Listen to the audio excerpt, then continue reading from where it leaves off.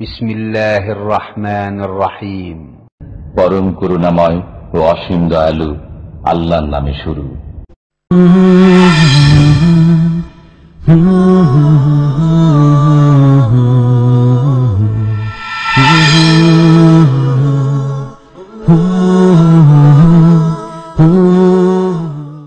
ومن أحسن قولا ممن دعا إلى الله وعمل صالحا وقال إنني من المسلمين.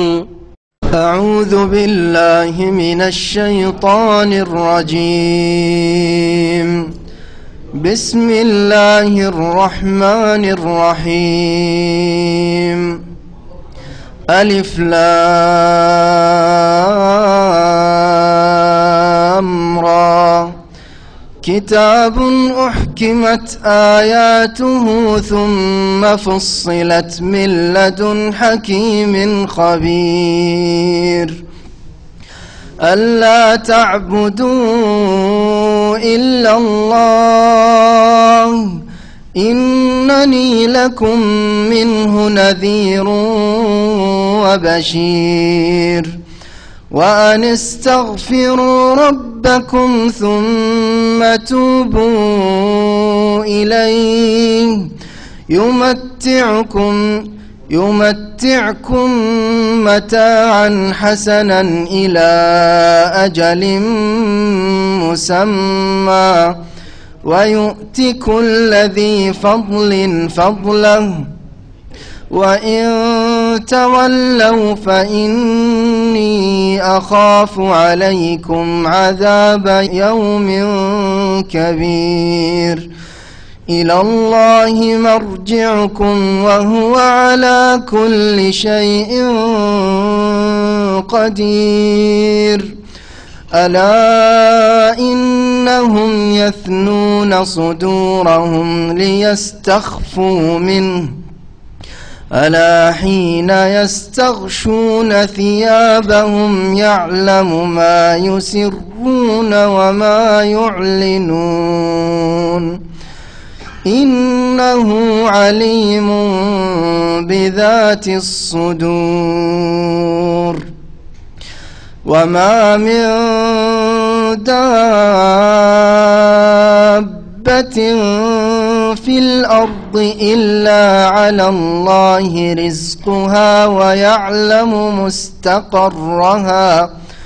ويعلم مستقرها ومستودعها كل في كتاب مبين. وهو الذي خلق السماوات والأرض في 6 أيام وكان عرشه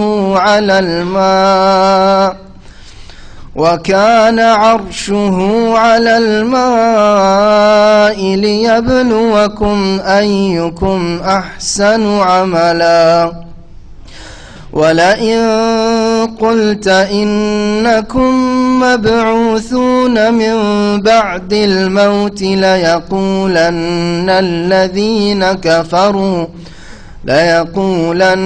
الذين كفروا إن هذا إلا سحر مبين. ولئن أخرنا عنهم العذاب إلى أمة معدودة ليقولن ما يحبسه ألا يوم يأتيهم ليس مصروفا عنه وحاق بهم ما كانوا به يستهزئون. ولئن أذقنا الإنسان منا رحمة ثم نزعناها منه إنه ليئوس كفور. ولئن أذقناه نعماء بعد ضراء مسته ليقولن ذهب السيئات عني إنه لفرح فخور إلا الذين صبروا وعملوا الصالحات أولئك لهم مغفرة وأجر كبير فلعلك تارك بعض ما يوحى إليك وضائق به صدرك أن يقولوا لولا أنزل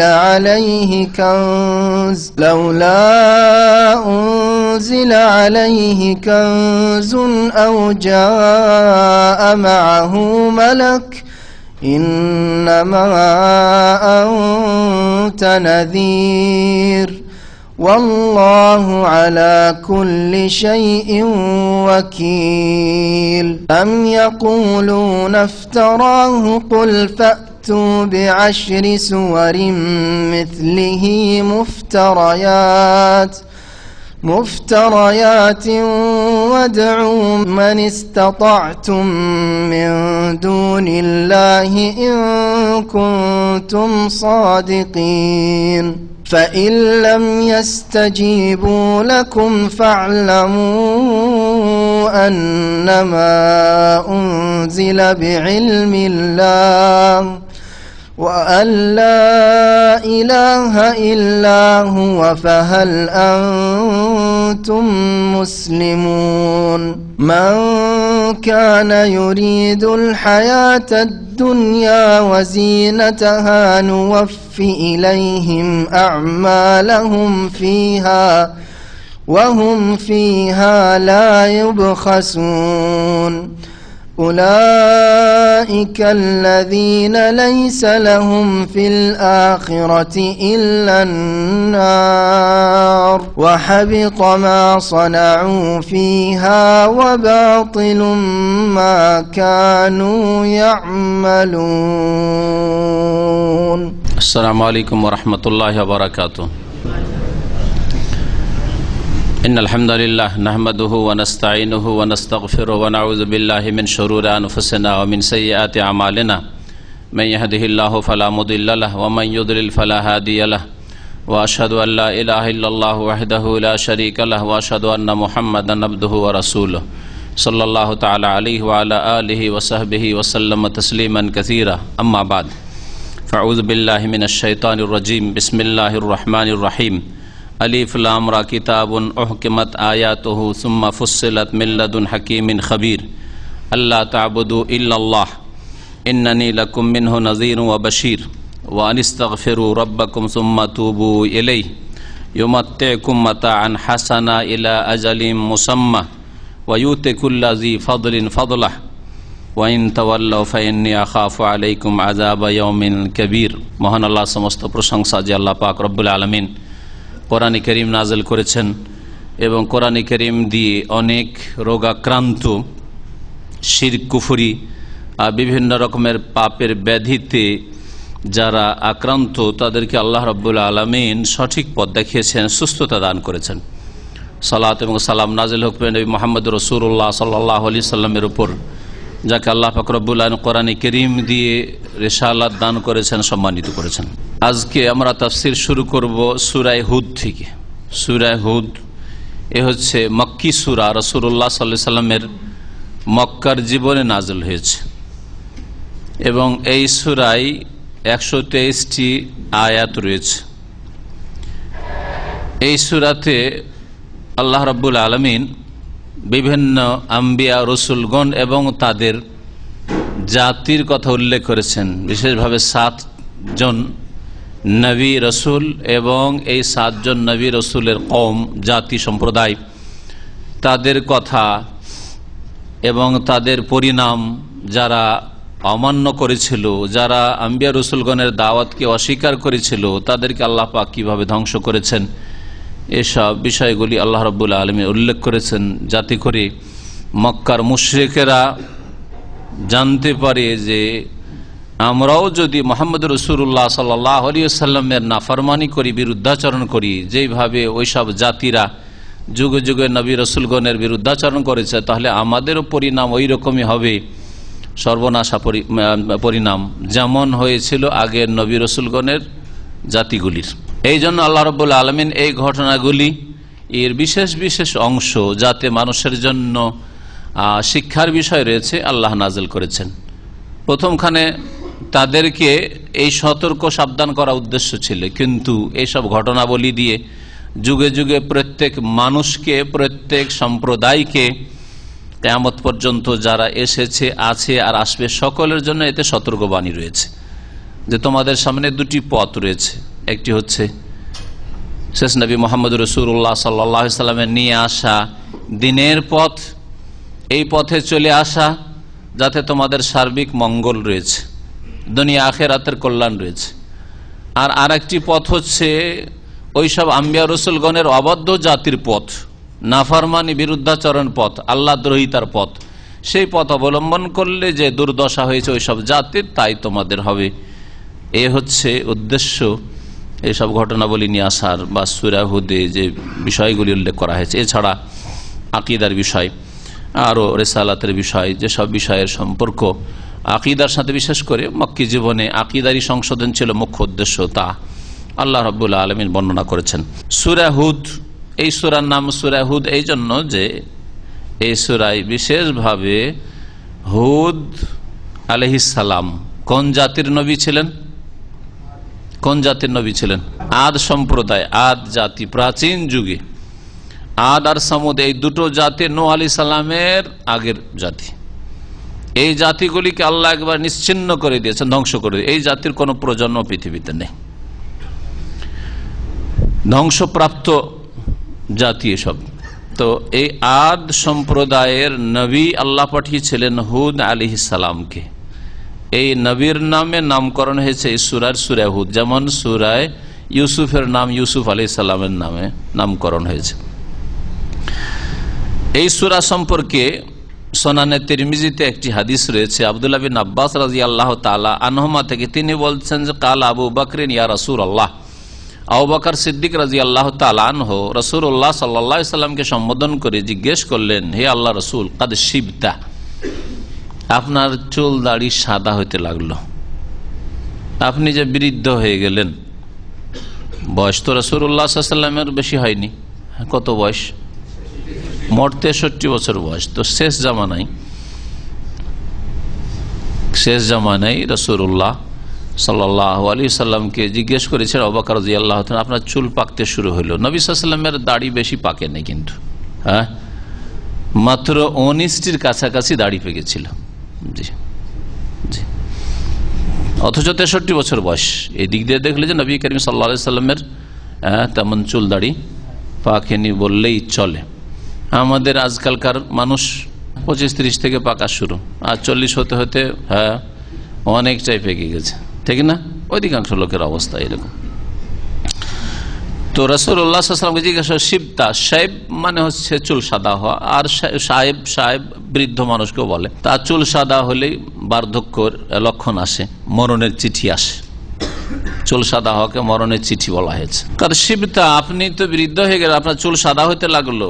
কালা, নবী করিম সাল্লাল্লাহু আলাইহি ওয়াসাল্লাম তখন উত্তরে বলেছিলেন, শাইয়াবাতনি হুদুন ওয়াল ওয়াকিয়াতু ওয়াল মুরসালাতু আম্মা ইয়াতাসাআলুন ওয়া ইযা শামসু কুবিরাত। আর একটি বলা রয়েছে যে হুদুন ওয়া আখাওয়াতুহা। কি অর্থ এই হাদিসের? রাসূলুল্লাহ সাল্লাল্লাহু আলাইহি ওয়াসাল্লাম বললেন যে আমাকে বৃদ্ধ করে দিল, আমার চুল পাকিয়ে দিল সূরা হুদে, সূরা ওয়াকিয়াতে, সূরা আল মুরসালাতে, উরফা 29 পারার সূরা, আর সূরা আম্মা ইয়াতাসাআলুন যে শেষতম যে পারা রয়েছে 30তম, তার প্রথম সূরা আম্মা ইয়াতাসাআলুন, সূরা নাবা, আর ইযা শামসু কুবিরাত, এই সূরাগুলি। আর একটি রিওয়ায়াতে রয়েছে সংক্ষেপে তাতে রয়েছে যে আমার চুল পাকিয়ে দিল সূরা হুদ এবং ওই রকমের সূরাগুলি, আখাওয়াতুহা, আর তার সাদৃশ্য সূরাগুলি, তার মতো যে সূরাগুলি, সূরা হুদ আর সূরা হুদের বিষয়বস্তু অন্যান্য যে সূরাগুলিতে কাছাকাছি বিষয়বস্তু বর্ণিত হয়েছে, সেই সূরাগুলির কারণে আমার চুল দাড়ি পাকতে শুরু হইল, বার্ধক্য চলে আসলো। কেন? রহস্য কি? ভাষ্যকাররা এই হাদিসের ভাষ্যে সারাতে বলেছেন যে কিয়ামত এবং কিয়ামতের যে দৃশ্যগুলি রয়েছে, কিয়ামতের যে ভয়াবহতার যে বিভিন্ন দৃশ্যগুলি রয়েছে, এই সবগুলি, এই চিত্রগুলি তুলে ধরা হয়েছে এই সূরাগুলিতে। এই একটা দিক রয়েছে, মুখ্য দিক। আর একটা দিক হচ্ছে যে বিভিন্ন জাতির ওপর যে আযাবগুলি আছে, যেমন সূরা হুদে বিভিন্ন জাতিকে আল্লাহ রাব্বুল আলামিন তাদের পাপাচারের কারণে, তাদের অন্যায়ের কারণে, তাদের আল্লাহর নাফরমানির কারণে যে ধ্বংস করেছেন, এইসব চিন্তা আল্লাহর আযাব না চলে আসে, তাহলে আল্লাহর আযাবের ভয়, তাহলে দুনিয়ার আল্লাহর আযাবের ভয়, কিয়ামতের ভয়াবহতা এবং কিয়ামতে জবাবদিহি আর কিয়ামতের যে ভয়ানক যে দৃশ্য রয়েছে, হাহাকার অবস্থা, এইসব চিন্তা রাসূলুল্লাহ সাল্লাল্লাহু আলাইহি ওয়াসাল্লাম সাহাবায়ে কেরামরা তো আমাদের দেশীয় তেলাওয়াত করতেন না। কারণ ভারত, বাংলাদেশ, পাকিস্তানের অনারবদের তেলাওয়াত হচ্ছে যে যত খতম দিতে পারো ততই বড় মানুষ, ততই বড় মুরব্বী আর বুজুর্গ আর নেক লোক। তো শুধু খতম দেওয়া আর অর্থই বুঝলেন না, এতে কোনো সার্থকতা নেই। আল্লাহ যদি রহম করেন আর প্রত্যেকটা অক্ষরে 10 নেকি দিয়ে দেন তো আল্লাহর বিশেষ রহমত এটা। কিন্তু এই হাদিসটাও যখন বলেছেন সেই সময় সাহাবায়ে কেরাম অর্থ না বুঝে তো তেলাওয়াত করতেন না করতেন? ওই হাদিস যেখানে বলা হয়েছে যে একটা অক্ষর তেলাওয়াত করলে 10 নেকি পাওয়া যায়, যাদের সামনে বলেছেন তারা কি না বুঝে কোরআন পড়তো? বলেন, জিজ্ঞাসা করছি, না বুঝে কোরআন তেলাওয়াত করতো? একজন সাহাবী বিনা বুঝাই কোরআন শুধু রিসাইট করতেন, আবৃত্তি করতেন, তেলাওয়াত, হ্যাঁ, এইরকম কেউ ছিলেন কি? কেউ ছিলেন না। কোরআন শুধু তেলাওয়াত করা, শব্দের তেলাওয়াত, কোরআন শুধু শব্দ মুখস্থ রাখা, বাক্য মুখস্থ রাখা, মানে শুরু থেকে শেষ পর্যন্ত মুখস্থ রাখা, এতে আল্লাহর খাস রহমত, কোরআনের বরকত যদি হয় তো কিছু পাওয়া যাবে না। আর যে লক্ষ্য উদ্দেশ্য কোরআনে কারীম নাযিল করার, কখনো সেটা হাসিল হবে না। একটু গভীরভাবে চিন্তা করেন। দুনিয়ার কোন কিতাব আছে, দুনিয়ার কোন কিতাব নেন, ধর্মীয় কোন কিতাব হোক, গ্রন্থ হোক, অথবা দুনিয়ার কোন কিতাব হোক, যে কোনো ভাষায় হোক, দুনিয়ার সবচেয়ে মুশকিল ভাষা যেগুলো আমাদের থেকে অনেক দূরের ভাষা, হ্যাঁ, রাশিয়ান ভাষা, চাইনিজ ভাষা, জাপানি ভাষা, আরে ভারতের মধ্যে কেরালা, তামিলের ভাষা, এইসব মুশকিল ভাষাগুলি, এই মুশকিল ভাষাগুলিও যদি হয়, তারপরেও কোন জাতি বিনা বুঝে শুধু একটা লাইনও পাঠ করে না। একটা লাইন পড়বে কেউ কেরালা ভাষার, অন্য কোন ভাষার পড়বেন? বিনা বুঝায় কখনো পড়বেন না।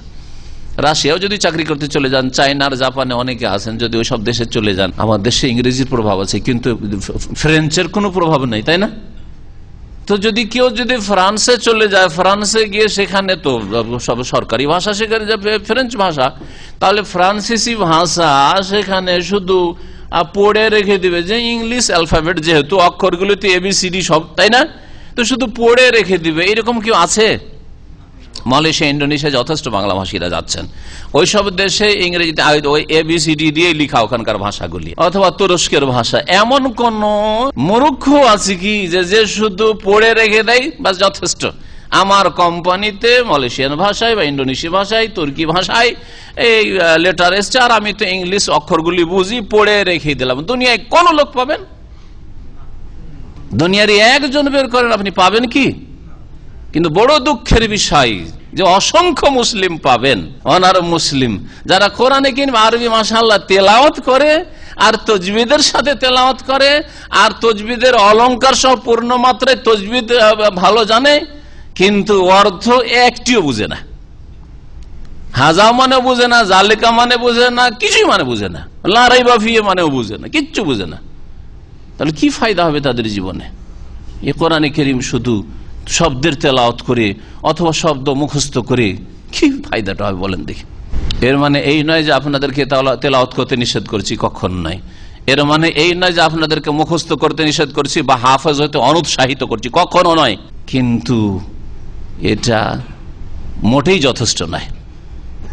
শুধু তাজবিদ সহকারে ভালো কারি সাহেব হয়ে যাওয়া, তেলাওয়াত করা আর হাফেজ হয়ে যাওয়া মোটেই যথেষ্ট নয়, বরং আপনার আমার নাজাতের জন্য যথেষ্ট নয়। যতক্ষণ পর্যন্ত আল্লাহ পাকের সম্বোধন না বুঝবেন যে আল্লাহ আমাকে, তিনি খালেক,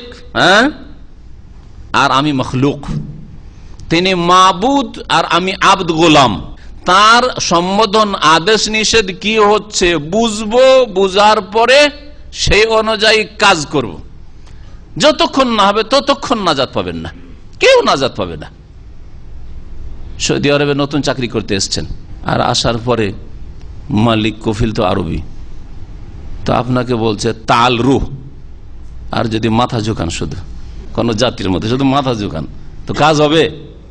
মাথা ঝুঁকেছেন শুধু না, তাল বললে বুঝতে হবে যে কি বলতে চাইছে, তো আসতে হবে, তাল মানে এসো, রো মানে যাও, তো যেতে হবে, কোথায় যাব তো জিজ্ঞেস করতে হবে, জানতে হবে কোথায় বলছে যেতে, জানতে হবে না? নাকি শুধু মাথা ঝুঁকিয়ে ঝুঁকিয়ে চাকরি করা যাবে আর বেতন পাওয়া যাবে? কখনো পাওয়া যাবে না। চিন্তা করুন যে কি করে নাজাত পাওয়া যাবে, কোরআনে কারীম অর্থই বুঝলেন না। তারপরে বড়ই দুঃখের বিষয় যে আমাদের দেশের মানুষেরা কোরআন পড়তেই চায় না, অক্ষরের হাসিল করতে চায় না। তার জন্য কি করেছে এক শ্রেণীর বিদ্যার্থীরা কোরআন বাংলায় উচ্চারণ করে এই খিদমত করেছে, নাজায়েজ খিদমত করেছে। বাংলা তর্জমাগুলিতে এক লাইনে আরবি লেখা আছে, দ্বিতীয় লাইনে উচ্চারণ বাংলায় লেখা আছে, তৃতীয় লাইনে তর্জমা করা আছে। এটা কি জায়েজ? আর এইভাবে বাংলায় উচ্চারণ করে কোরআন পড়া কখনো শুদ্ধ হইতে পারে? জিম আর জালে আর জায়ে আর জয়ে পার্থক্য হইতে পারে? কখনো পার্থক্য হবে না। দালে আর দদে পার্থক্য হবে? কখনো পার্থক্য হবে না। তাহলে কি করে আপনার কোরআন তেলাওয়াত সহি হবে? তেলাওয়াতটা তো সহি হবে না। যারা কোরআন শিখতে চান না আর ওই উচ্চারণ দেখে দেখে কোরআন পড়বেন বাংলায়, তারা কত জেহালতে আছেন বলেন দেখি, কত অজ্ঞতায় আপনি ডুবে আছেন। যাই হোক, কথা বেড়ে যাচ্ছে। বলছিলাম যে সূরা হুদ চুল পাকিয়েছে রাসূলুল্লাহ সাল্লাল্লাহু আলাইহি ওয়াসাল্লামের, সূরা ওয়াকিয়া, সূরা মুরসালাত, সূরা নাবা, ইযা শামসু কুবিরাত ওয়া ইযা নুজুমুন কাদারাত, কিয়ামতের দৃশ্য, আল্লাহর আযাব বের কথা, এইসব অর্থ বুঝেছেন। সেই জন্যই তো, যদি অর্থ না বুঝেন আর এইরকম সূরা যদি রাত দিন আপনার বাড়ি তেলাওয়াত হয়, তো আপনার মধ্যে কোন রকমের প্রতিক্রিয়া সৃষ্টি হবে? জীবনে কোনো প্রতিফলন ঘটবে? ফলাফল, রেজাল্ট কিছু পাওয়া যাবে? কিচ্ছু পাওয়া যাবে না। তাহলে কোরআনের উদ্দেশ্যই তো হাসিল হইল না। আল্লাহ রাব্বুল আলামিন যেন বুঝার তৌফিক দান করেন। সুতরাং কোরআনে কারীমের অক্ষরের জ্ঞান হাসিল করবেন, সুন্দর তেলাওয়াত শিখেন, মুখস্থ করেন সুন্দর করে। শুধু নামে মাত্র হাফেজ না, আর পেটের ব্যবসা করছেন শুধু, এইরকম না। সুন্দর হাফেজ হন, শব্দের হেফাজতকারী হাফেজ হন, আর অর্থের হেফাজতকারী হাফেজ হন। আসল হাফেজ হচ্ছে যে অর্থের আল্লাহ রাব্বুল আলামিনের সম্বোধনের হেফাজত করলো, সুরক্ষা করলো। হাফেজ মানে কি? হাফেজ মানে সুরক্ষাকারী, যে সুরক্ষা করে। শুধু শব্দের সুরক্ষা করলে হবে? আপনি অর্থের আল্লাহ কি বলছেন তার সুরক্ষা করেন, অর্থাৎ আপনি আকীদা আমল ঠিক করেন, আপনার ইবাদত ঠিক করেন, আখলাক চরিত্র ঠিক করেন, আপনার ব্যবসা বাণিজ্য রুজি রোজগার ঠিক করেন, আপনার পুরো লাইফটা ঠিক করেন, তাহলে কোরআনের উদ্দেশ্য হাসিল হবে, যে উদ্দেশ্যে আল্লাহ কোরআন কারীম নাযিল করেছেন। তখন আপনারও প্রতিক্রিয়া হবে। কোরআন কারীম তেলাওয়াত করলে জান্নাতের কথা আসলে আগ্রহ বাড়বে, জাহান্নামের কথা আসলে ভয় পাবেন। তখন নেক আমলে আপনি দ্রুত বেগী হবেন। তখন চোখ দিয়ে পানি আসবে, পানি টিপে টিপে বের করতে হবে না, এমনিতে চোখে পানি আসবে, অন্তর নরম হয়ে যাবে। ওয়াইদা তুলিয়াত আলাইহিম আয়াতুহু যাদাতহুম ঈমানা, কোরআনের তেলাওয়াত শুনলে ঈমান বাড়তে শুরু হবে। আর যদি শুধু শুধু তেলাওয়াত শুনে অর্থ বুঝেন না, তো কোথায় ঈমান বাড়ে? এরকম তেলাওয়াত শুনে ঈমান বাড়ে? এদিকে তেলাওয়াত চলছে আপনার গাড়িতে, রেডিওতে আসছে, আর ওইদিকে গল্প চলছে, কোথায় ঈমান বাড়ছে? ঈমান বাড়ে না। আল্লাহ রাব্বুল আলামিন ইরশাদ করছেন আলিফ লাম রা। বিভিন্ন সূরার শুরুতে এই বিচ্ছিন্ন অক্ষরগুলি এসছে, যেগুলির মাধ্যমে কাফের জাতিকে চ্যালেঞ্জ করা হয়েছে। আর তার সাথে সাথে এই অক্ষরগুলি তাদের জন্য সম্বোধনের ক্ষেত্রে কোনো কথা শুরু করার আর পূর্বে নতুন পদ্ধতি, নতুন ভঙ্গিমাতে কোনো কিছু পেশ করলে তাতে আকর্ষণ আসে, তাতে মানুষের প্রকৃতি হচ্ছে মনোযোগী হয়। প্রতি প্রতি সপ্তাহে প্রতিদিন যদি নিয়মিত একই তরিকায় কথা বলা হয় তো মনোযোগী হবে না। ওই শুনে শুনে কান অভ্যাস হয়ে আছে, কানের অভ্যাস হয়ে আছে, মনের অভ্যাস হয়ে আছে। সুতরাং কি যে বলছে না বলছে শুনছেন না আপনি। কিন্তু নতুন ভঙ্গিমাতে কোনো কিছু যদি পেশ করা হয় তাহলে আরে কি নতুন কিছু, হ্যাঁ নতুন কিছু। এই জন্য আজকাল বিভিন্ন রাস্তাঘাটের সাইনবোর্ডগুলিতে নতুন নতুন তরিকা আবিষ্কার করছে, এমন আজব আজব ছবি দিচ্ছে যে দেখতে রুচি হয় না। কিন্তু কেন দিচ্ছে? ওই দেখতে রুচি হয় না, তাতে আকর্ষণ আছে। এগুলো তাদের রহস্য আছে, বুঝছেন না? আর যেসব দেশে মহিলার ছবি দেওয়া হয়, নাজায়েজ হারাম ছবি রাস্তাঘাটে দেওয়া হয়, একটা বিড়ি সিগারেট বিক্রি করলো মহিলার ছবি, একটা ম্যাচেস বিক্রি করলো তার অ্যাডভার্টাইজ দিল মহিলার ছবি, বোঝা গেছে? আরো কিছু বলেন, আর একটা ব্লেড বিক্রি করেছে, একটা ব্লেড, তার পাশে মহিলার ছবি। আর ব্লেডের সাথে মহিলার কি সম্পর্ক? কিন্তু শয়তান প্রকৃতির লোকেরা মহিলাদেরকে ব্যবহার করে সব জায়গায়, কারণ বদ প্রকৃতির আকর্ষণ আছে মহিলার ছবির দিকে, যার ফলে পড়বি না তুই আমার এটা অ্যাডভার্টাইজটা, ওই যে মহিলার ছবি দেবো, তা মহিলাকে দেখতে গিয়ে পড়বি তুই, বুঝা গেছে? হ্যাঁ, নতুন তরিকা আবিষ্কার। আল্লাহ রাব্বুল আলামিন এই জন্য আলিফ লাম মিম আলিফ লাম রা, কাফেররা শুনবি না কোরআন, বলছে ওয়াকালাল্লাযীনা কাফারু লা তাসমাউ লিহাযাল কোরআন। সূরা ফুসসিলাতে আল্লাহ বলছেন কাফেররা বলতে কোরআন শুনবে না, লা তাসমাউ লিহাযাল কোরআন শুনবে না, শুনবে না, কেউ শুনবে না। ওয়ালগাউ ফি, হইচই করো, হইচই করো যাতে শুনতে না পাও। লাআল্লাকুম তাগলিবুন, তাহলে জিততে পারবে, না হলে তোমাদের সবগুলিকে হারতে হবে। বাড়ি থেকে স্ত্রী বেরিয়ে চলে যাবে, হ্যাঁ ছেলে মেয়েরা বেরিয়ে চলে যাবে, মুসলমান হয়ে যাবে। আল্লাহ তখন এই ভঙ্গিমাতে আলিফ লাম মিম, আরে কি বলছে রে, আরে কি রে, আলিফ লাম মিম কাফ হা ইয়া আইন সাদ, হ্যাঁ কি বলছে দেখি, মোহাম্মদ কি বলতে চায়, মনোযোগী হচ্ছে। এটা একটা রহস্য। যতগুলি কথা বলা হয়েছে এইসব বিচ্ছিন্ন অক্ষরগুলি সম্পর্কে, সেসব কথার মধ্যে এই দুটো কথা যুক্তিযুক্ত। নবী করিম সাল্লাল্লাহু আলাইহি ওয়াসাল্লাম কিছু বলে দেননি যে আলিফ লাম রায়ের উদ্দেশ্য কি, আলিফ লাম মিমের উদ্দেশ্য কি, আর কাফের উদ্দেশ্য কি, এইসব কিছু বলেন নাই। উলামায়ে কেরাম মুফাসসিরিনগণ বিভিন্ন রকমের তাদের বক্তব্য মন্তব্য পেশ করেছেন, তার মধ্যে দুটো বেশি যুক্তিসঙ্গত, এই দুটো পেশ করল। একটা হচ্ছে চ্যালেঞ্জ করা, যে তোদের কাছে আলিফ থেকে ইয়া পর্যন্ত আছে, হয় কোরআন মান, আর না হলে কোরআনের মতো একটা বই রচনা করে নিয়ে আয়, এক। আর না হলে দ্বিতীয় হচ্ছে যে নতুন ভঙ্গিমাতে কিছু শোনা, যাতে আকর্ষণ বাড়ে, লোকের দৃষ্টি আকর্ষণ করা সম্ভব হয়। কিতাবুন মানে হাজা কিতাবুন, এই হচ্ছে মহাগ্রন্থ, কিতাবুন আজিম। ওহকেমাত আয়াতহু, যার আয়াতগুলিকে সুবিন্যস্ত করা হয়েছে, মহকাম মানে সুদৃঢ় করা হয়েছে, শক্তিশালী করা হয়েছে। কোরআনে কারীমের আয়াতে বড়ই শক্তি রয়েছে, বড়ই ক্ষমতা রয়েছে, মানুষের পাথরের মতো নিষ্ঠুর অন্তরকে গলিয়ে দিতে পারে কোরআনে কারীম, যদি শোনে, উপলব্ধি করে, বুঝার চেষ্টা করে কি বলা হচ্ছে। সুতরাং গুনাহগার আপনি, তো আল্লাহ রাব্বুল তোমাদের সবকিছুই জানছেন। কোন কোন তাফসীরকাররা বলছেন এটা মুসলিমদের ক্ষেত্রে নয়, এটা কাফেরদের ক্ষেত্রে। কাফেররা রাসূলুল্লাহ সাল্লাল্লাহু আলাইহি সাল্লামকে দেখলে তার আত্মগোপন করার চেষ্টা করত, ঘৃণার কারণে তাদের অন্তরে ঘৃণা ছিল যে মুহাম্মদকে দেখবো না, দেখা দিব না, এক। দ্বিতীয় কথা যে মুহাম্মদ সাল্লাল্লাহু আলাইহি সাল্লাম দেখতে পেলে আমাদের কাছে এসে দাঁড়িয়ে যাবে আর ওই কোরআনের কথা শোনাইতে শুরু করবে। মক্কায় নাযিল হয়েছে আয়াত, তো এই দিক থেকে এই তাফসীরটা যুক্তিসঙ্গত লাগে। তারা করতো কি, আত্মগোপন করতো, রাসূলের মধ্যে গেলে লুকিয়ে যেত, একটু গুড়িয়ে সরিয়ে যেত, বক্ষ কুঞ্চিত করতো যাতে দেখতে না পায়, একটু চোখের আড়াল হয়ে যায়। দেখলে এসে আমাদেরকে ওই ইসলামের কথা শোনাইতে শুরু করবে আর আমাদের দেবদেবীর বিরুদ্ধে বলা শুরু করবে, আর যেটা আমাদের কাছে পছন্দনীয় না, বরদাস্তের বাইরে, এটা এইরকম করতো। আল্লাহ বলছেন আলা ইন্নাহুম ইয়াসুন্নাতুন, ইন্নাহুম মানে এই কাফেররা। তাহলে দ্বিতীয় তাফসীর হবে এই কাফেররা কি করতো, তারা বক্ষ কুঞ্চিত করতো, লিয়াস্তাখফু মিনহু, মিনহু মানে আল্লাহ নয়, তাহলে মিনার রাসূল, রাসূল সাল্লাল্লাহু আলাইহি সাল্লাম থেকে নিজেকে গোপন করার জন্য, লুকিয়ে রাখার জন্য, যে রাসূল যেন দেখতে না পায়। দেখতে পেলেই তাকে দেখাও দিতে চায় না, আর দেখতেও চায় না। আর দ্বিতীয় কথা যে দিনের কথা, ইসলামের কথা শোনাতে শুরু করবে, ওই মানবো না, আমার বাপদাদা ধর্মের উপর থাকবো।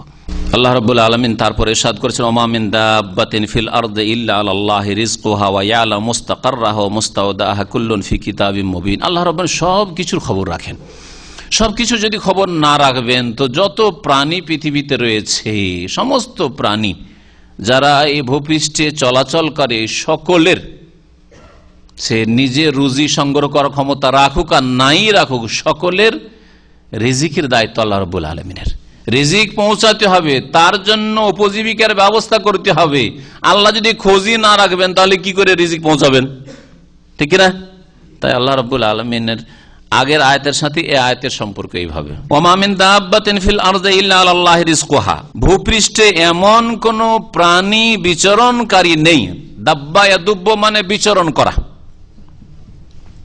সে পায়ের ভরে চলুক আর পেটের ভরে চলুক, 2 পায়ে চলুক আর 4 পায়ে চলুক আর অনেক পায়ে চলুক, অথবা উড়ন্ত পাখি হোক।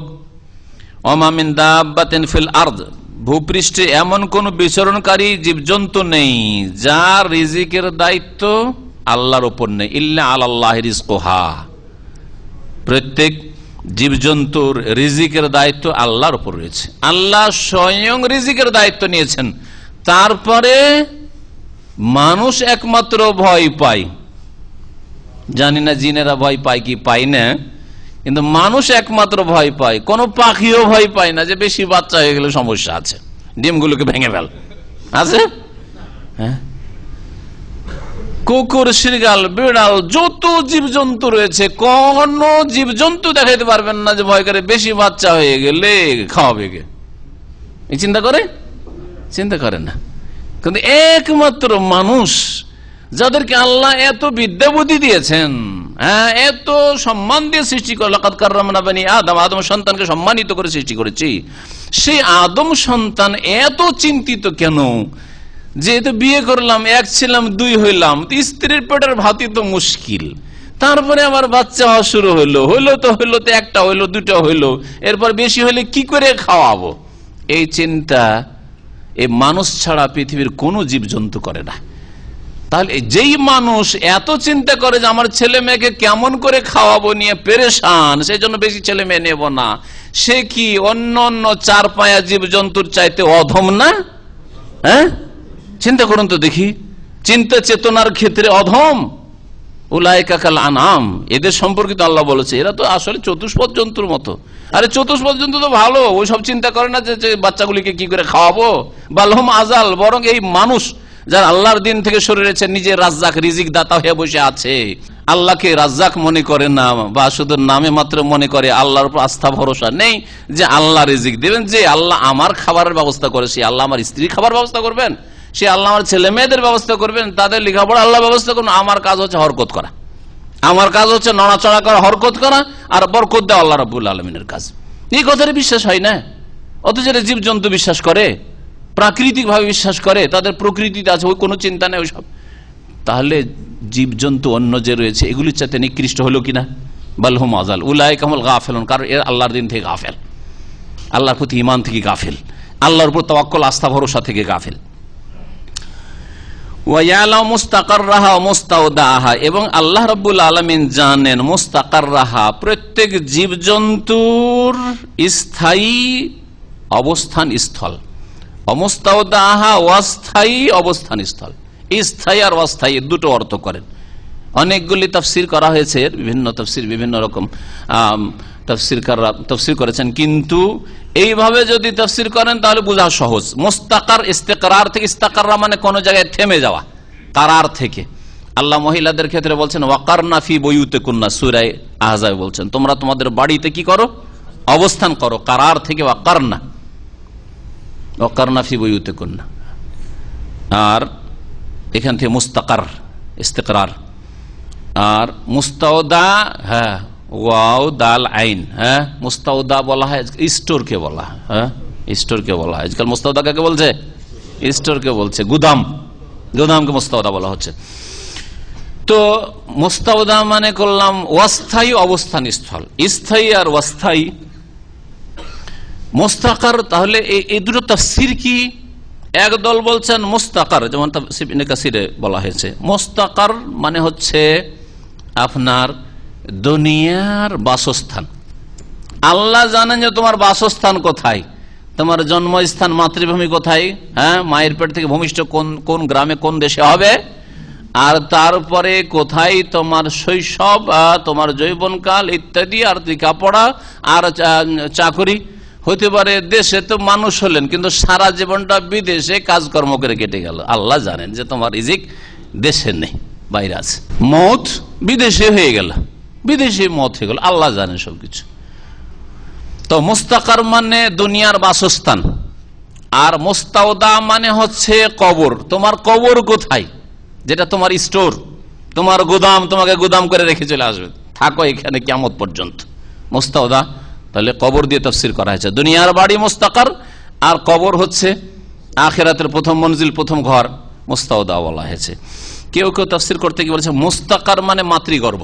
ওয়ালা মুস্তাকার, আল্লাহ জানেন যে কোন মানুষের আর কোন জীবের, কোন প্রাণীর মাতৃগর্ভ কোনটা। আপনি আমি কোন মায়ের গর্ভে জন্মগ্রহণ করব, আমার আপনার মাও বিবাহের আগে জানতো না, জানতো, বিবাহের পরেও জানতো না, যতদিন পর্যন্ত আপনি আমি ভূমিষ্ঠ না হয়েছি, ঠিক কিনা? কিন্তু আল্লাহ রাব্বুল আলামিন জানেন যে তোমার মা অমুক হবে, বাপ অমুক হবে। যদি কেউ বলে আমার বাপ যদি আমার মাকে বিয়ে না করতো, তাহলে তো আমি আমার এর পেটে আমি জন্মগ্রহণ করতাম না।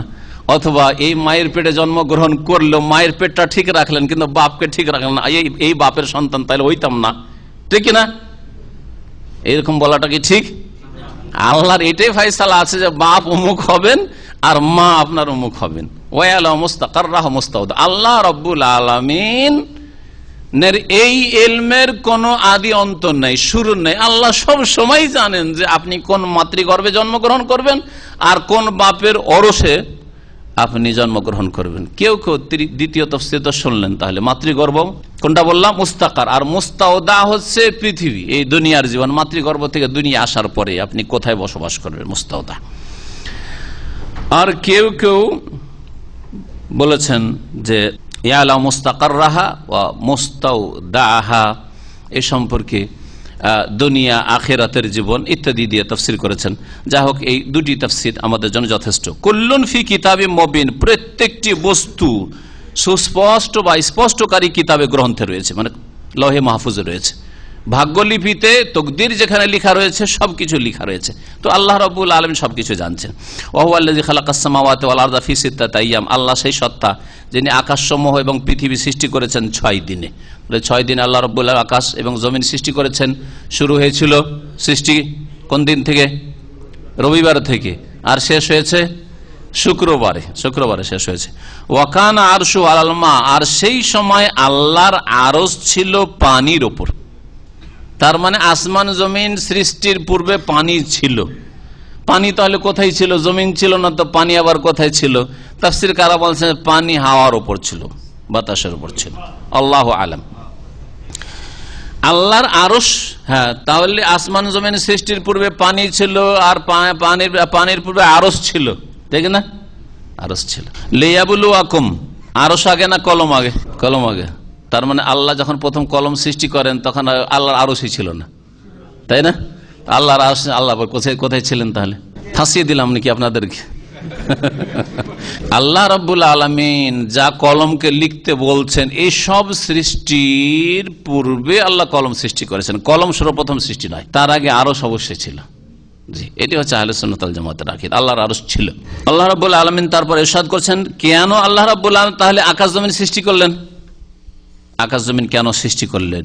যে আকাশ জমিন সৃষ্টি করে জমিন আমি মানুষকে আবাদ করব, যে মানুষ আবাদ করব, আর মানুষ আমার ইবাদত বন্দি করবে, আদেশ নিষেধ পালন করবে। যারা আদেশ নিষেধ পালন করবে তাদের জন্য জান্নাত আমি পরকালে রেখেছি, আর যারা অবাধ্য হবে তাদের জন্য জাহান্নাম তৈরি করেছি, পরীক্ষার জন্য। এক কথায় পরীক্ষা।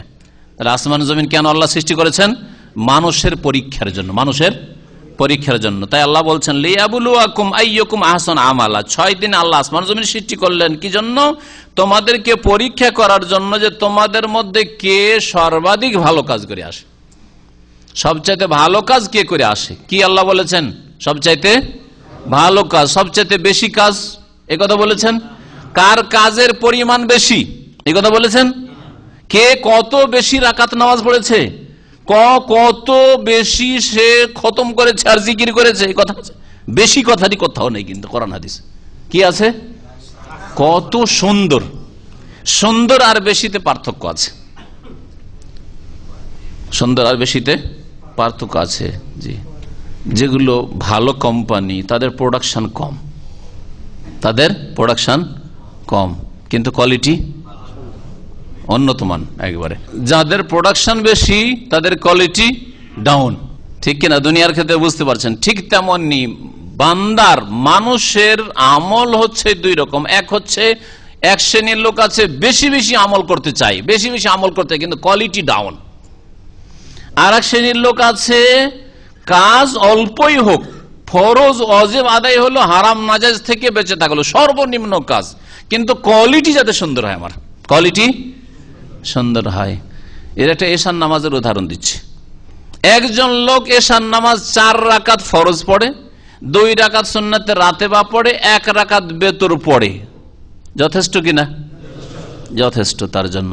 কিন্তু 4 রাকাত ফরজ পড়ে সুন্দর ধীর স্থিরতার সাথে, ইতমিনান প্রশান্তির সাথে, খুশুর সাথে, সুন্নতি তরিকায় শুরু থেকে শেষ পর্যন্ত লম্বা নামাজ পড়ে, লম্বা নামাজ পড়ে, যেমন রাসূলুল্লাহ সাল্লাল্লাহু আলাইহি ওয়াসাল্লামের নামাজ ছিল শুরু থেকে শেষ পর্যন্ত। বোঝা গেছে? তারপরে 2 রাকাত সুন্নাত, যেমন নবী সাল্লাল্লাহু আলাইহি ওয়াসাল্লামের সুন্নাত ছিল। তারপরে 1 রাকাত বেতর, কখনো কখনো নবী সাল্লাল্লাহু আলাইহি ওয়াসাল্লাম 1 রাকাত বেতর, বরং অনেক সময় 1 রাকাত পড়েছেন। সুতরাং আর বলেছেন, সুতরাং 1 রাকাতই বেতর পড়লো, কিন্তু সুন্দর করে যেমন নবী সাল্লাল্লাহু আলাইহি ওয়াসাল্লাম বেতর ছিল সেই রকম বেতর পড়লো। অথবা আরেকটু বাড়িয়ে দেন, 2 রাকাত বাড়িয়ে 9 রাকাতই পড়লো, কিন্তু সুন্নতি তরিকায় 3 রাকাত বেতর পড়লো, সুন্নতি তরিকায় 3 রাকাত বেতর পড়লো। 2 রাকাত পড়ে সালাম ফিরে 1 পড়লো, এটা একটা সুন্নতি তরিকা। আর একটা সুন্নতি তরিকা যে 3 রাকাত এক টানা পড়লো, 2 রাকাত পড়ে মাগরিবের মতো বসলো না তাশাহুদে। কোয়ালিটি হচ্ছে কার কোয়ালিটি? রাসূলুল্লাহ সাল্লাল্লাহু আলাইহি ওয়াসাল্লামের কোয়ালিটির বেতর। 7 রাকাত অথবা 9 রাকাত নামাজ পড়লো এক লোক এশার। আর আমাদের দেশীয় নামাজে আরেক লোক 17 রাকাত পড়লো। 7 রাকাতের জায়গায় কত রাকাত পড়লো? 17 রাকাত পড়লো। কিন্তু কোয়ালিটি বুঝতেই পারছেন, কোয়ালিটি খুব ডাউন কোয়ালিটি। যত তাড়াতাড়ি পারে ছাড়তে হবে। নফল পড়বে আর দাঁড়িয়ে পড়তে পারবে, বুঝে বসা কোয়ালিটি, দাঁড়া কোয়ালিটি না। যদি ফরজ নামাজ কেউ যদি দাঁড়িয়ে পড়তে পারে আর বসে পড়ে তো নামাজই হবে না, জানা আছে না নাই? সুন্নত মুস্তাহাব নামাজ, নফল নামাজ বসে পড়লে হবে, কিন্তু 2 রাকাত পড়লে 1 রাকাতের নেকি। তাহলে কোয়ালিটি উন্নত কোয়ালিটি না ডাউন কোয়ালিটি? কত নিচু কোয়ালিটি। 2 রাকাত নামাজ পড়লো, নেকি পেল 1 রাকাতের। বোঝা গেছে? 20 রাকাত তারাবি পড়লেন 20 মিনিট থেকে 30 মিনিট, আর 8 রাকাত আরেকজন তারাবি পড়লেন 1 ঘন্টায়।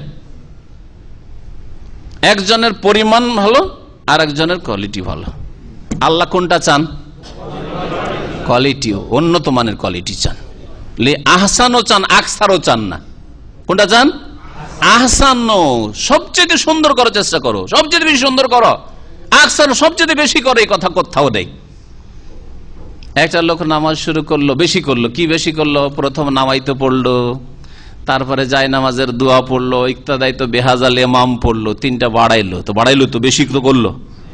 হ্যাঁ, সালাম ফিরার পরে মোনাজাত ধরলো লম্বা। হ্যাঁ, না ইমাম সাহেব মোনাজাত ধরলেন তো মুক্তাদি আমিন আমিন আমিন করলো, এসব করলো। তারপরে কপালে হাত দিল, আফসোস করলো যে হাই কি হইলো, নামাজ কবুল হইলো কি হইলো না। কারণ বিদাতি তরিকে নামাজ পড়লেই নামাজ কবুল হইলো কি হইলো না, ও তো নিজেই পেরেশান আছে, ঠিক না? আল্লাহকে পেরেশান করে রেখেছে, সেই জন্য এই বিদাতি কাজ করলো, এইসব কাজ করলো নামাজে। তাহলে কাজগুলি তো বেশি করলো, পরিমাণ বেশি, কিন্তু কোয়ালিটি ডাউন কোয়ালিটি। নবী সাল্লাল্লাহু আলাইহি ওয়াসাল্লামের নামাজে এরকম ছিল না, কপালে হাত দেওয়া ছিল না, আর সম্মিলিত মোনাজাত ছিল না। আপনার দোয়ার প্রয়োজন, আপনি একা একা আপনার দোয়া, আমি কি জানি যে আপনার কি লাগবে? আমাকে ইমাম বানিয়েছেন আর বলছেন যে শেখ দোয়া করেন, আমার দোয়া দিয়ে আপনার কি করে হবে? আপনার প্রয়োজন আলাদা আছে, আমার প্রয়োজন আলাদা, কি করে হবে আমার দোয়া দিয়ে শুধু আমিন আমিন করে? আমিন মানে কবুল করো, কবুল করো মানে ইমাম যেটা বলছে সেটা কবুল করো। আপনার কি কবুল হলো বলেন তো দেখি? বোঝা গেছে? জি হ্যাঁ, যারা বছরে মিলাদ করে, শবে কাদারের সাথে শবে মেরাজ করে, আর কি করে? শবে বারাত করে, আরো হ্যাঁ আরো কত কি করে, তাদের ফাতেহা দোয়াজদাহাম, ফাতেহা ইয়াজদাহাম, আর ওরুস, করে, কাজ বেশি কিনা? কাজ বেশি, কিন্তু quality down quality. Down quality, down quality কেন? কোয়ালিটি, তাহলে কোয়ালিটি, ইসলামে কোয়ালিটির ভিত্তি কি? যে কোয়ালিটি সুন্দর কি করে হবে? কোয়ালিটি কি করে সুন্দর হবে? এর জন্য দুইটি শর্ত রয়েছে। কোয়ালিটি সুন্দর করার জন্য দুইটা কন্ডিশন রয়েছে, শর্ত রয়েছে, ভালো করে মনে রাখবেন। শরুত কবুলিল আমাল, আমল আল্লাহর কাছে গৃহীত হওয়ার জন্য, আল্লাহ সাদরে কবুল করবেন, গ্রহণ করবেন, এর জন্য দুইটা শর্ত রয়েছে। একটা হচ্ছে একমাত্র সেই কাজটি আল্লাহর জন্য হইতে হবে। দ্বিতীয়, একমাত্র রাসূলুল্লাহর তরিকায় হইতে হবে। আপনার নামাজ রাসূলের তরিকার নামাজ হইতে হবে। নামাই তো নবী পড়েছেন, কেউ প্রমাণ করেন তো দেখি। নবী আনা ইমামুল লিমান হাজার আমাল্লামি হাজার পড়েছেন, যাই নামাজের দোয়া তাকবীরের আগে পড়েছেন, কেউ প্রমাণ করেন তো দেখি। কিয়ামত পর্যন্ত সময় থাকলো। নবী সাল্লাল্লাহু আলাইহি ওয়াসাল্লাম সম্মিলিত মোনাজাত করেছেন, আর মুক্তাদিরা সাহাবীরা আমিন আমিন বলেছেন, কখনো প্রমাণ করতে পারবেন না। নবী করিম সাল্লাল্লাহু আলাইহি ওয়াসাল্লাম কপালে হাত দিয়েছেন, সহিহ সনদে সব প্রমাণ করতে পারবেন। নবী করিম সাল্লাল্লাহু আলাইহি ওয়াসাল্লাম যেইভাবে নামাজ পড়েছেন সেইভাবে নামাজ পড়তে হবে। নবী সাল্লাল্লাহু আলাইহি ওয়াসাল্লাম যে ইবাদতগুলি করে সেই ইবাদতগুলি করতে হবে। আর নবী সাল্লাল্লাহু আলাইহি ওয়াসাল্লাম খতমে ইউনুস করেছেন। খতমে ইউনুস দেখেন পরিমাণ কত বেশি। খতমে ইউনুস কত লাখবার পড়লে হয়? ১৬ লাখ ইউনুস আলাইহিস সালামের দোয়া পড়তে হবে। তার জন্য বুট দানার ব্যবস্থা করতে হয়, তাই না? চানা বুট আনতে হয় না? চানা বুটের ব্যবস্থা করতে, মেহনত করলো, হাট বাজার থেকে চানা বুট ১৬ লাখ। হ্যাঁ, তারপরে ১৬ লাখ গণতে শুরু করলো। একাই গণে না ভাগ বন্টন করে? ভাগ বন্টন করে, গোটা পরিবারের সব সদস্য মিলে। এই মেহনত সারাদিন করছে, আমেলাতুন নাসিবা, আমলও করলো আর কঠোর পরিশ্রম করলো। কিন্তু তারপরের আয়াতটা তাফসীরটা পড়ে নেন একটু। তাসলা নারান হামিয়া, নবীর তরিকায় যদি না হয় তাহলে জ্বলন্ত আগুনে প্রবেশ করতে হবে। ইউনুস আলাইহিস সালামের দোয়া আপনি পড়েন, কিন্তু ১৬ লাখ নির্ধারণ করার এখতিয়ারটা আপনাকে দিল কে বলেন? এটা নবী করেছেন। তারপর এর নাম যে খতমে ইউনুস, এই নামটা দেওয়ার অধিকারটা আপনাকে দিল কে? নবী দিয়েছেন এটা? হ্যাঁ, এই তরিকা কে দিল যে বালা মুসিবত আসলে হ্যাঁ খতমে ইউনুস করতে হবে। আর কেউ যদি মুমূর্ষু অবস্থায় থাকে, এদিকেও না ওইদিকেও না, আসেও না যায়ও না, আরে যাবি যা বাবা, আর না হলে ফিরে আয় তাড়াতাড়ি, তুই এরকম পেরেশান কেন করছিস? তো খতমে জালালি শুরু কর। এই খতমে জালালি কে দিল তোমাকে বলেন দেখি? কে দিল খতমে জালালি? শুনেছেন না শোনেননি? জালালি, জালালি খতম একদিক হবে হবে। আর ফজিলতে কি লিখেছে যে আপনার হয় ভালো হবে, আর ভালো হওয়ার না থাকে তো তাড়াতাড়ি বিদায় নিবে, পেরেশান করবেন আপনাকে। আস্তাগফিরুল্লাহ। আপনার বাপ আপনার মা কত কষ্ট করে মানুষ করেছে, আর ওকে বলছেন যে আসবি সোজা চুলাই, না হলে যা ধাক্কা দিয়ে বিদায় করে দেবো খতমে জালালি করে। হ্যাঁ, লাউযুবিল্লাহ, কোথায় বলেন এটা? নবী করিম সাল্লাল্লাহু আলাইহি ওয়াসাল্লাম দিয়েছেন। তাহলে পরিমাণ আমল তো অনেক বেশি বিদাতীদের, কিন্তু কোয়ালিটি ডাউন, কোয়ালিটি নবীর তরিকার না। আল্লাহ আকসারও চাননি, আহসানও চেয়েছেন। ভালো করে আবার বুঝেন দুটো শব্দ। আহসান মানে সবচাইতে ভালো। সবচাইতে ভালো আমল হচ্ছে আল্লাহর জন্য একমাত্র হইতে হবে, আর আল্লাহ রসুলের তরিকা হইতে হবে। দুটো শর্ত সহজ ভাষায় মনে রাখবেন। আর এই দুটো তরিকারই অঙ্গীকার করেছেন কালেমা তাইয়্যিবাতে, লা ইলাহা ইল্লাল্লাহ, আল্লাহ তোমার ছাড়া কারো ইবাদত করি না, আর মুহাম্মদুর রাসূলুল্লাহ, আর মুহাম্মদ সাল্লাল্লাহু আলাইহি ওয়াসাল্লাম আল্লাহ রাসূল, তার তরিকা ছাড়া কারো তরিকা আমি ইবাদত বন্দেগী করি না, আর জিকির করি না, আর খতম করি না। কলেমাটা কি যদি বুঝে নিতেন সহজ ভাষায়, তাহলে দিন ইসলাম বুঝা খুব সহজ, আর কোরআন কারীম বুঝা খুব সহজ, আর বিদাতীরা আপনাকে ধোঁকা দিতে পারতো না, আর শিরক বিদাতের ধর্ম পালন করাতে পারতো না। আল্লাহ রাব্বুল আলামিন তাহলে আসমান জমিন সৃষ্টি করেছেন মানুষের পরীক্ষার জন্য, যে তোমাদের মধ্য থেকে কে সবচেয়ে ভালো আমল করে আসতে পারে। ওয়ালাইন কুলতা ইন্নাকুম মাবউসুনা মিন বাদিল মাউত, হে নবী মুহাম্মদ সাল্লাল্লাহু আলাইহি ওয়াসাল্লাম, তুমি যদি তাদেরকে কাফের মুশরিকদেরকে বলো যে তোমাদেরকে পুনরুত্থিত করা হবে মিন বাদিল মাউত, মৃত্যুর পরে, কিয়ামতকে বিশ্বাস করতো না। আরব মুশরিকরা আল্লাহ সম্পর্কে একটা আবছা আবছা ধারণা ছিল, রুবুবিয়তের ধারণা ছিল, কিন্তু উলুহিয়াত বুঝতো না, ইবাদত বুঝতো না, এরকম কি ছিল। কিন্তু আখিরাত সম্পর্কে কোনো জ্ঞান ছিল না। পরকাল, জান্নাত জাহান্নাম এবং পরকালে হিসাব নিকাশ এসব বিশ্বাস করতো না। মরে গেলাম, মাটি হয়ে গেলাম, সরে গেলাম, আবার কিসের উঠবো, এসব উঠবো না। এই সম্পর্কে আল্লাহ পাক বলছেন নবীকে যে ওয়ালাইন কুলতা, হে নবী তুমি যদি এই কাফের মুশরিকদেরকে, মক্কার লোকদেরকে বলো ইন্নাকুম মাবউসুনা মিন বাদিল মাউত, যে নিঃসন্দেহে তোমাদেরকে উঠানো হবে মিন বাদিল মাউত, মৃত্যুর পরে, লা ইয়াকুলান্নাল্লাযীনা কাফারু, তাহলে কাফেররা অবশ্যই এর উত্তরে বলবে তোমাকে, ইন হাযা ইল্লা সিহরুম মুবিন, এই মুহাম্মদের কথা স্পষ্ট জাদু ছাড়া আর কিছু নাই। এ জাদু করতে এসছে, জাদু লাগাতে এসছে। হ্যাঁ, জাদু অসাধারণ জিনিস, বুঝে আসে না। জাদু কি জিনিস বুঝতে পারছে গেছে, হ্যাঁ বান লেগেছে কিন্তু বুঝতে পারলেন না যে কেমন করে বানটা লাগলো, কেমন করে জাদু লাগলো, বুঝতে পারছেন না, জাদুটা না হইলো। ঠিকই তেমনি আমরা এই আখিরাত পরকালে সব কিছু বুঝি না, সব জাদু করছে আমাদেরকে। যদি এর কথা অন্ধ হয় মেনে, তার মানে জাদুগ্রস্ত হয়ে গেলাম আমি। ওয়ালাইন আখারনা আনহুমুল আযাব ইলা উম্মাতিন মাদুদা, আল্লাহ বলছেন আর যদি আমি তাদের থেকে, কাফের মুশরিক পাপিষ্টদের থেকে আমি সরিয়ে নি আযাবকে, শাস্তিকে, এলা উম্মাতিন মাদুদা, এক নির্দিষ্ট কাল পর্যন্ত। মাদুদা নির্দিষ্ট, আদাদ, আদাদ মানে সংখ্যা, গণনা, আর মাদুদ মানে গণনাকৃত। তাহলে গণনাকৃত সময় মানে নির্দিষ্ট সময়, 1 বছর, 2 বছর, 5 বছর, 10 বছর, 50 বছর, গণনাকৃত সময়। আর উম্মাতুন মানে এখানে মুদ্দাতুন, উম্মা মানে সময়, কালকে বোঝানো হয়েছে। তো এখানে তাহলে কি অর্থ? এলা উম্মাতিন মাদুদা মানে এলা মুদ্দাতিন মাদুদা, নির্দিষ্ট সময় কাল পর্যন্ত। উম্মতের মানে এটা আপনাদের জন্য অজানা, কিন্তু এই আয়াতের তাফসীরে মনে রাখেন যে এখানে উম্মাতুন মানে কি, সময়কে বোঝানো হয়েছে, উম্মাতুন মানে মুদ্দাতুন। আর এর আগে গত সপ্তাহগুলিতে যেই সূরাটি তাফসীর হয়েছে তাতেও একটি আয়াত আপনাদের সামনে দিয়ে তাফসীর হয়েছে, আর সেটা গিয়েছে। সে আয়াত কারো মনে আছে?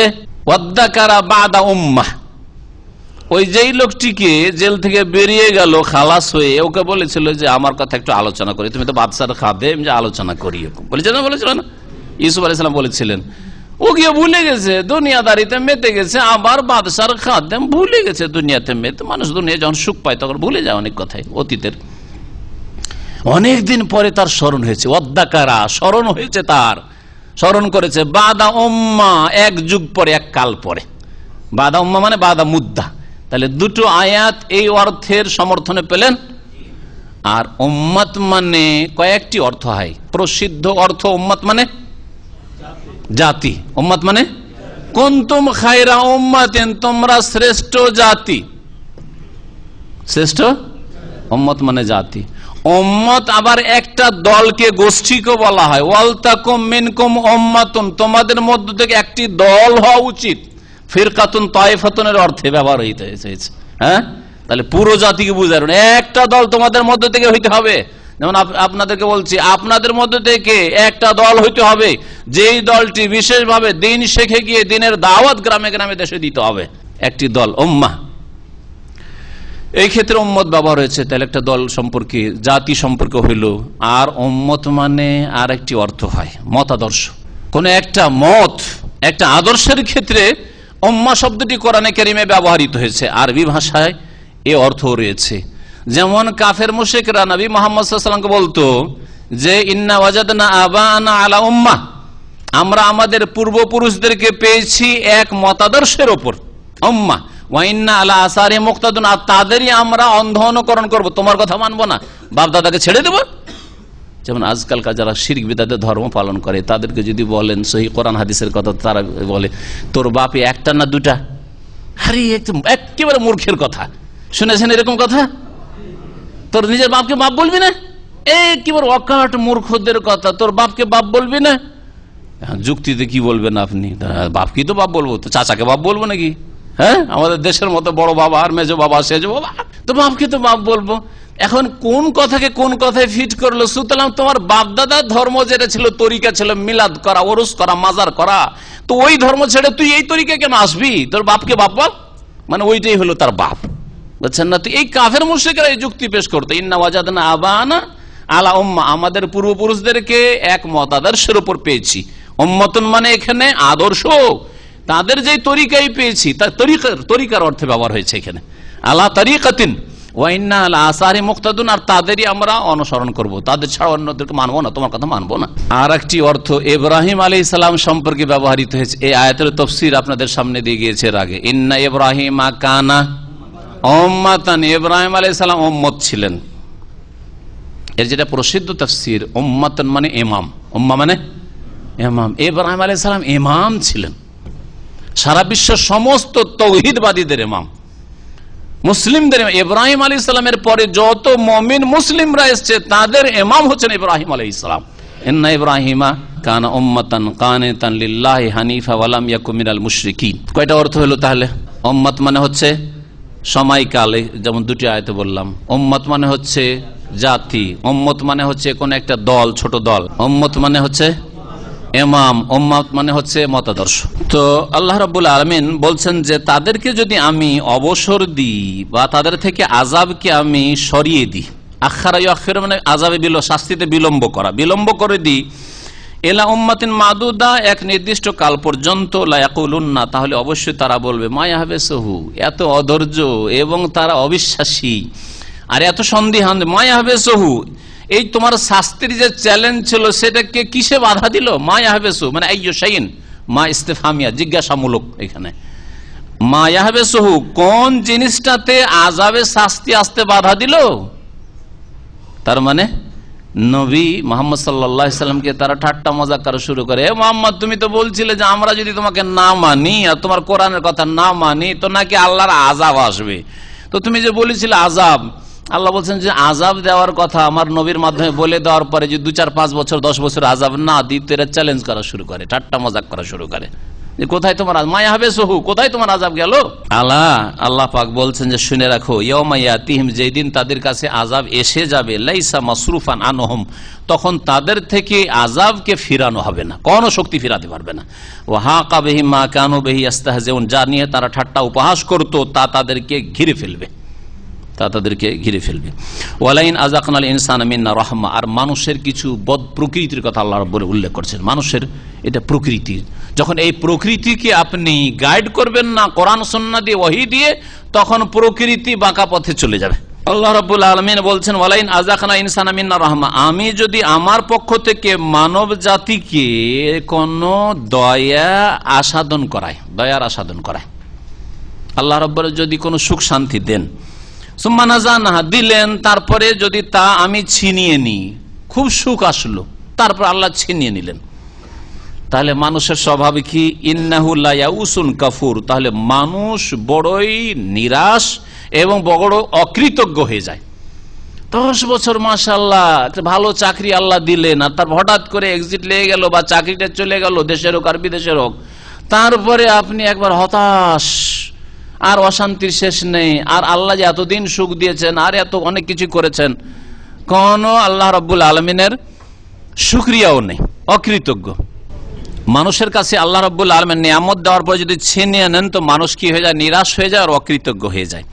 ওয়ালাইন আযাকনাহু না'মা বা'দা দাররা, আর কষ্টের পরে যদি আল্লাহ সুখ দেন, এখানেও মানুষের বদ স্বভাব একটা রয়েছে।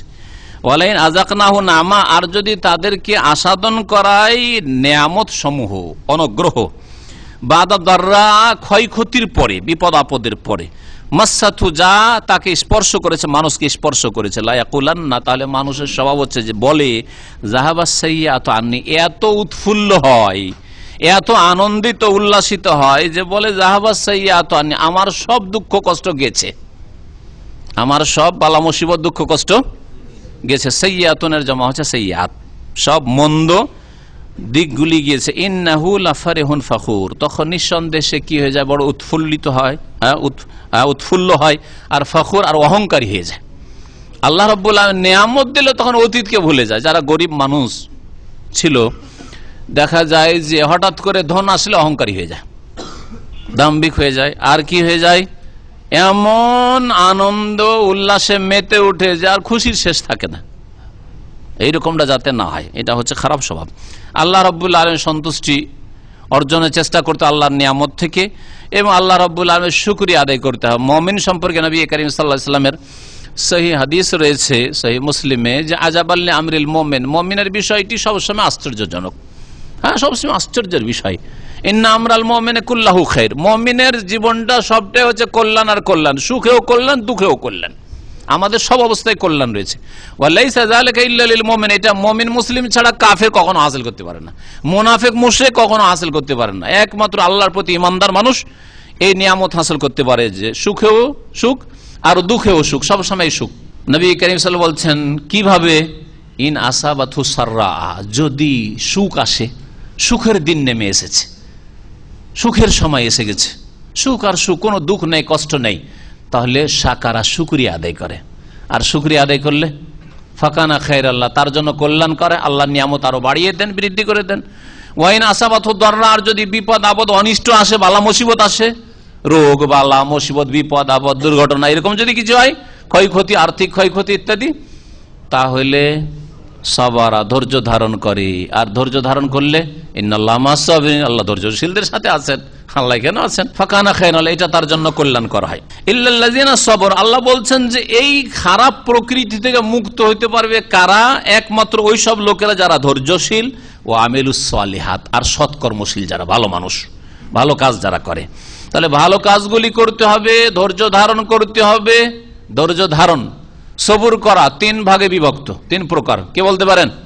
আল্লাহর দিনের ওপর অটলতার সবুর করা, দিনের ওপর অটল থাকবেন। সুখে থাকলে ভূতে কিলাইতে শুরু করলো, আর নামাজ পড়বেন না আপনি।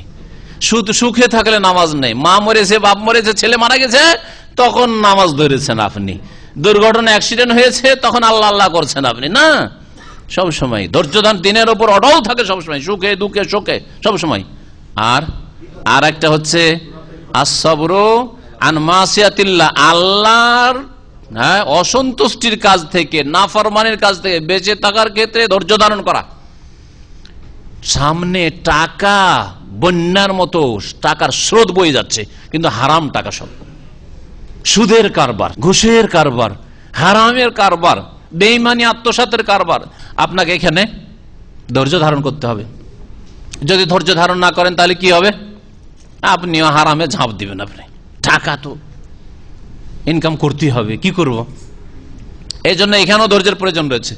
তৃতীয় ধৈর্য হচ্ছে যেটা সাধারণ মানুষরা শুধু জানে, ওই আগের দুটো ধৈর্য জানে না, এই জন্য এই দুটো বেশি মুখস্থ রাখবেন।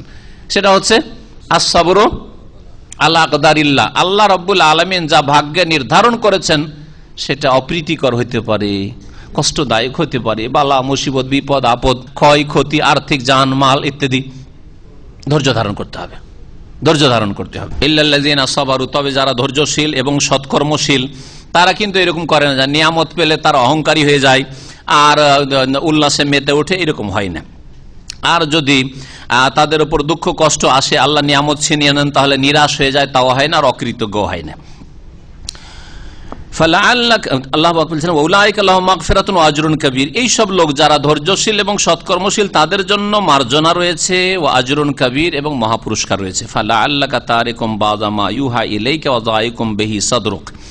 আল্লাহ পাক বলছেন নবী মুহাম্মদ সাল্লাল্লাহু আলাইহি সাল্লামকে, যে মনে হচ্ছে হে নবী যে তুমি তোমার প্রতি যা ওয়াহি করা হয়েছে তার কিছু অংশ ছেড়ে দেবে, ত্যাগ করবে।